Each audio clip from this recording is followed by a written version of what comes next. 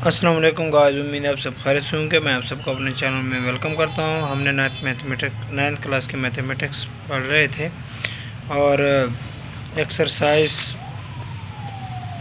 1.5 के question number 1 कर लिया था।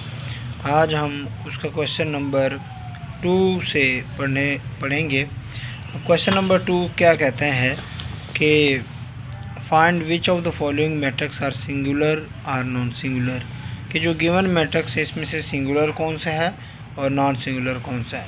अब मैंने सिंगुलर और नॉन सिंगुलर के लिए एक बात बताई थी कि सिंगुलर वो मैट्रिक्स होता है जिसका डिटर्मिनेंट 0 होता है और नॉन सिंगुलर वो मैट्रिक्स होता है जिसका डिटर्मिनेंट नॉन ज़ीरो होता है। तो मैं लिखता हूँ पहला क्वेश्चन नंबर 2 का पार्ट नंबर 1। पार्ट नंबर 1 है इसका a = 3, 6, 2, 4। अब इसका अगर मैं डिटर्मिनेंट निकालूं तो क्या होगा, a का डिटर्मिनेंट होगा। डिटर्मिनेंट कैसे होता था, इसको इसके साथ मल्टीप्लाई करके, इसको इसके साथ मल्टीप्लाई करके ना, ठीक है। ये मैं आपको समझाने के लिए तीर लगा रहा हूँ, आपने तीरनी वगैरह नहीं लगाने। तो 3 × 4, बीच में साइन माइनस का रखना होता है। 6 मल्टीपल कौन सा हो जाएगा, 2। अब इसका आंसर 12 है और इसका आंसर भी 12 है, तो इसका आंसर इक्वल टू क्या हो गया, 0। Since A determinant equal to 0 हुआ तो इस वजह से मैं कह सकता हूँ कि एक क्या होती है, एक सिंगुलर मैट्रिक्स है। कौन सा मैट्रिक्स है, सिंगुलर मैट्रिक्स है। इस तरह अगर मैं पार्ट 2 की बात कर लूँ तो उसमें b = है 4, 1, 3, 2। अब डिटर्मिनेंट लेने के लिए डिटर्मिनेंट के रिप्रेजेंटेशन थे ना, ये 2 लेने लगा के, तो ये क्या होता है, इसको इसके साथ मल्टीप्लाई करूँगा तो 4 × 2, बीच में साइन नेगेटिव, 1 मल्टीपल क्या आएगा, 3। अब इसको मल्टीप्लाई किया तो मेरे पास आंसर 8 और इसको मल्टीप्लाई किया -3, तो b का डिटर्मिनेंट मेरे पास आंसर आया 8 - 3 क्या है, 5, which is not equal to 0 है। तो इसका मतलब ये क्या है, ये नॉन सिंगुलर में मैट्रिक्स है। इसी तरह अगर अब मैं डी पार्ट को कर लेता हूँ, डी पार्ट में कहता है क्या है, 5 - 10 और -2, 4, ठीक है। अब डी का डिटर्मिनेंट निकालता हूँ तो डिटर्मिनेंट आपको पता है कैसे मल्टीप्लाई, 5 × 4, माइनस बीच में -10 × -2, 4 मल्टीपल क्या हो जाएगा, 20 हो जाएगा, और ये माइनस क्या हो जाएगा, प्लस, और एक माइनस बाहर है तो ये भी 20 हो जाएगा, 0 है। तो इसका मतलब क्या है, ये सिंगुलर मैट्रिक्स है। हम क्वेश्चन नंबर 3 की तरफ बढ़ रहे हैं। क्वेश्चन नंबर 3 क्या कहता है, वो कहता है find the multiplicative inverse find करें if it exist of each, अगर उसका एग्जिस्ट करता है। तो मैं देखता हूँ पहला पार्ट, ठीक है। पहला पार्ट्स में हम लोग क्या करते हैं, वो कहता है कि a =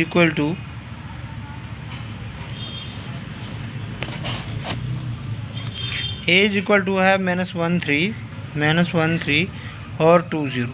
अब इन्वर्स का फार्मूला क्या था, मैं ज़रा उस यहाँ पे लिख लेता हूँ ताकि आपको याद रहे। A inverse = adjoint of A और ए का डिटर्मिनेंट, ये था फार्मूला।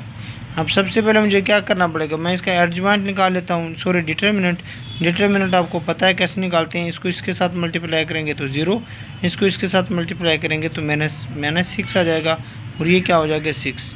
अब सेकंड बात हमारे पास एडजॉइंट की है। अब वो कहता है इफ़ इट एग्जिस्ट मतलब ये है कि ये नॉन सिंगुलर मैट्रिक्स होना चाहिए। नॉन सिंगुलर मैट्रिक्स का मतलब क्या होता है कि ए का डिटर्मिनेंट नॉट इक्वल टू 0 है। अगर वो 0 हुआ तो हम कह देंगे कि इसका एग्जिस्ट ही नहीं करता। तो अब एडजॉइंट ऑफ ए मैं निकालता हूँ। एडजॉइंट ऑफ ए के अंदर हम क्या करते थे, ये जो मेन डायगोनल एंट्रीज थी इनको रिप्लेस कर देते थे।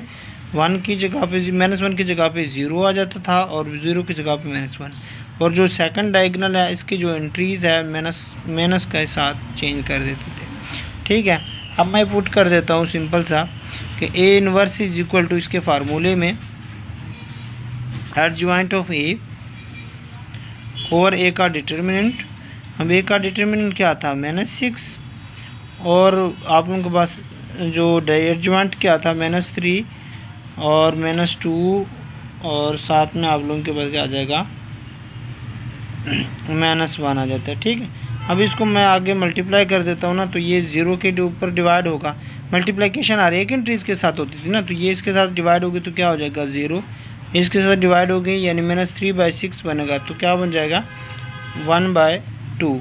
और इसी तरह इसके साथ मल्टीप्लाई होगा तो ये क्या बन जाएगा 1/3। इसके साथ मल्टीप्लाई होगा तो ये 1/6। यह हमारे पास इन्वर्स ऑफ मैट्रिक्स है। इसी तरह मैं क्वेश्चन नंबर डी पार्ट करता हूँ। क्वेश्चन नंबर डी है मेरे पास 1/2, 3/4 और 2। सबसे पहले मुझे क्या करना पड़ेगा, इसका डिटर्मिनेंट इन दोनों को मल्टीप्लाई करो। 1/2 मल्टीपल 2 -3/4 मल्टीपल 1। ठीक है, तो ये क्या हो जाएगा, इसका 1 आ जाएगा और इसका 3/4 आ जाएगा। और इसको जब मैं एलसीएम निकालूंगा तो 4 -3/4 तो क्या बन जाएगा 1/4। अब ये हमारे पास डिटर्मिनेंट आ गया। बाकी अब एडजॉइंट ऑफ डी निकालेंगे, उसके लिए हम क्या करते थे, ये जो मेन डायगोनल एंट्रीज थी इनके रिप्लेस कर देते थे और जो सेकंड डायगोनल था उनके साइन चेंज कर देते थे। ये हमारे पास एडजॉइंट आ गया। अब डी इनवर्स क्या होगा, एडजॉइंट ऑफ डी और डी का डिटर्मिनेंट। एडजॉइंट क्या था, सॉरी ये डिटर्मिनेंट क्या था हमारे पास 1/, देखें ओवर है ना, तो ये इस तरह इस टाइप में लिखा जाएगा। ठीक 1/, आप लोगों के पास क्या होती हैं डी का डिटर्मिनेंट है और डी का डिटर्मिनेंट 1/4 है, तो मैंने वैसे ही लिखा। एडजॉइंट ऑफ डी की जगह पे उसका मैट्रिक्स लिखा 2 -3/4 और -1 और 1/2। ठीक है, अब चूंकि ये नीचे है तो ये रेसिप्रोकल हो जाएगा, क्या हो जाएगा 4 हो जाएगा ना। 4 मल्टीपल 1 है या 4 ही लिख लो, 2 -1 और ये -3/4 और ये 1/2। ठीक है, अब अगर इसको मैं मज़ीद मल्टीप्लाई भी करता हूँ तो ये क्या हो जाएगा, हर एक चीज़ के साथ इसके साथ मल्टीप्लाई होगा तो 8 बन जाएगा, इसके साथ मल्टीप्लाई होगा तो 4 से 4 कैंसिल हो जाएगा, बाकी क्या बचेगा -3। मीन्स मैं इस तरह बात कर रहा हूँ, 4 मल्टीपल -3/4 होगा, ये क्या हो जाएगा कैंसिल, तो क्या आंसर आएगा -3, वही -3 लिखा। इसके साथ मल्टीप्लाई होगा तो -4 और इसके साथ मल्टीप्लाई होगा 4 मल्टीपल 1/2, तो ये 2 से 2 कैंसिल, 2 आंसर आएगा। तो ये हमारे पास डी इनवर्स का है। अब अगर मैं सी पार्ट इसके अंदर कर लेता हूँ तो सी क्या है हमारे पास -2 6 3 -9।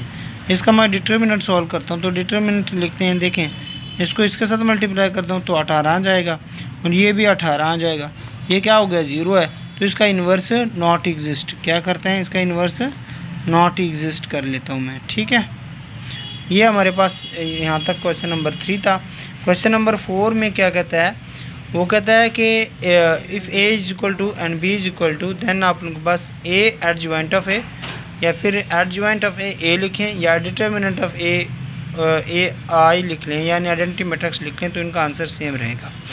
मैं देखता हूँ ए पार्ट्स को। मैंने कहा एक क्वेश्चन है ए इज इक्वल टू 1 2 4 6, तो सबसे पहले मुझे एडजॉइंट निकालना पड़ेगा ना, adjoint of A. Adjoint of A में क्या करता था, मेन डायगोनल एंट्रीज़ को रिप्लेस कर देता था, दूसरी जो सेकंड डायगोनल थी उनके साथ माइनस के साथ रिप्लेस करता था। ठीक है, माइनस को मल्टीप्लाई कर। अब ये पहला पार्ट क्या कहता है, ए पहला पार्ट कहता है ए एडजॉइंट ऑफ ए, यानी ए को एडजॉइंट ऑफ ए के साथ मल्टीप्लाई करो। तो ए क्या है हमारे पास 1 2 4 6 और एडजॉइंट ऑफ ए क्या है 6 -2 -4 1। अब इनको अगर मैं मल्टीप्लाई करूँगा तो रो को कॉलम के साथ 6 -8 सॉरी, हाँ, फिर दूसरी एंट्रीज़ के साथ फिर आ जाएगा -2 +2 फिर 4 6 चुके 24 फिर -24 फिर ये वाली रो इस कॉलम के साथ -8 +6। अब इनका आंसर क्या आएगा, इसका आंसर आया मेरे पास -2 बन जाता है, फिर ये आपस में कैंसिल 0, ये भी आपस में कैंसिल 0, ये भी -2, ये हमारे पास मैट्रिक्स बना। ठीक है, अब उसने दूसरे पार्ट में क्या कहा है कि adjoint of A, adjoint of A फिर ए का मैट्रिक्स लिखा है। तो मैं सबसे पहले कर देता हूँ, पहले लेके लेता हूँ मैं 6 -2 -4 1 और ए मैट्रिक्स बाद में है, बाद में लिख लेता हूँ 1 2 4 6। क्या आंसर आएगा 6 कम 6 -8 6 2 12 माइनस ये चूँकि 6 है ना -12 हो जाएगा और ये -4 +4, ठीक है, -8 +6। अब इसका आंसर भी क्या है, वही आंसर है ना, 6 -2 बन जाता है, ये 0 बन जाता है, और -4 ये भी 0 बन जाता है, और ये भी -2 बन जाता है। तो ये चीज़, ये ए एडजॉइंट ऑफ ए और एडजॉइंट ऑफ ए, इसका भी आंसर सेम है ना। अब अगला जो लास्ट स्टेप पे बात करते हैं वो कहता है डिटर्मिनेंट ऑफ ए जो होगा वो आप लोगों के पास किस चीज़ के बराबर, आइडेंटिटी मैट्रिक्स के साथ मल्टीप्लाई करें। अब सबसे पहले मुझे ए का डिटर्मिनेंट सॉल्व करना पड़ेगा। अब ए का डिटर्मिनेंट को अगर मैं देखूं तो क्या होगा, मैं यहाँ पे सॉल्व कर लेता हूँ। ए का डिटर्मिनेंट है 6 × 6 और -8 क्या आता है, -2 आता है ना। अब इसके अंदर मैं इसकी वैल्यू पुट कर देता हूँ, ये क्या आ जाएगा -2, और इसके साथ आइडेंटिटी मैट्रिक्स क्या होता है 1 0 0 1। ये आइडेंटिटी मैट्रिक्स मैंने बताया हुआ है आपको अंडर मल्टीप्लिकेशंस प्रीवियस वीडियोस में। तो मल्टीप्लिकेशन में क्या होता है, इसको हर एक इंट्रीज के साथ मल्टीप्लाई करना होता है। -2 आ जाएगा, 0 आ जाएगा, 0 आ जाएगा, -2 आ जाएगा। अब ये तीनों पार्ट सेम हुए ना, A adjoint of A, adjoint of A और डिटर्मिनेंट ऑफ ए, तो इस वजह से हमने यही प्रूव करना था। अब जो अगला पार्ट है वो कहता है कि बी का इन्वर्स, यानी आप लोग सबसे पहले बी सॉल्व करें और फिर बी का इन्वर्स सॉल्व करें। ठीक है, एक स्टेप चलो मैं कर लेता हूँ। एक पार्ट वो कहता है कि बी, मैंने मैट्रिक्स लिखता हूँ, बी के मैट्रिक इंट्रीज हैं 3 -1 2 -2। सबसे पहले इन्वर्स के लिए मुझे क्या करना पड़ेगा, B inverse is equal to होता है adjoint of B over B का डिटर्मिनेंट, ये करना पड़ेगा ना। तो सबसे पहले मुझे क्या, यहाँ से बी का डिटर्मिनेंट सॉल्व करना पड़ेगा।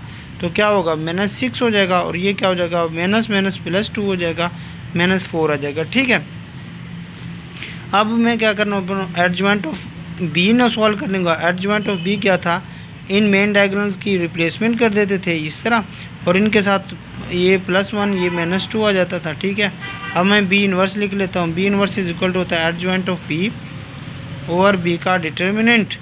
ठीक है, बी का डिटर्मिनेंट मेरे पास क्या था, -4, और आप लोगों के पास दूसरी जो एंट्रीज एडजॉइंट ऑफ बी -2 1 -2 और 3। ठीक है, अब मैं इसको इस तरह मल्टीप्लाई कर देता हूँ।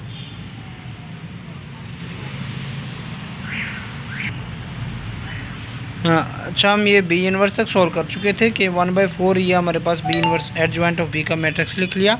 अब मैंने क्या करना है कि बी इन्वर्स चूँकि फाइंड करना है, बी की वैल्यू लिखी और बी के इन्वर्स के साथ लिखी। अब मैंने से ये चूँकि मल्टीप्लाई हो रहा है, इसको मैंने स्टार्ट में कर दिया, इन दोनों मैट्रिक्स को साथ साथ में लिख दिया।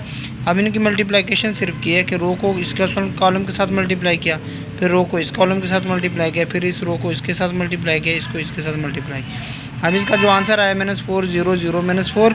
अब चूँकि -4 इसको मल्टीप्लाई कर दिया, तो ये मेरे पास क्या आएगा, 4 के साथ मल्टीप्लाई होगा। इसका मतलब ये होता है कि -1/4 मल्टीपल -4। अब 4 से 4 से माइनस कैंसिल, तो 1 आ गया है ना। इसी तरह ये 0 बन जाएगा, और इसी तरह ये भी 0 ही 0। ठीक है, ये 1 बन जाएगा। ये हमारे पास क्या है, एक आइडेंटिटी मैट्रिक्स बन गया ना। अब इसी तरह हम लोगों के पास यहाँ पे क्वेश्चन में भी कहता है कि बी इन्वर्स हो तो आइडेंटिटी होता है, और बी इन्वर्स बी हो ये आप लोगों के पास भी आइडेंटिटी देता है। ये आपने, ये वाला पार्ट सिर्फ आपने करना है, बाकी मैंने कर लिया है। उम्मीद है आपको वीडियो अच्छी लगी होगी। दोस्तों के साथ शेयर कीजिएगा, इस तरह मुझे भी फ़ायदा होगा और आपके दोस्तों को भी फ़ायदा होगा। मिलते हैं इस तरह के नए वीडियो के साथ।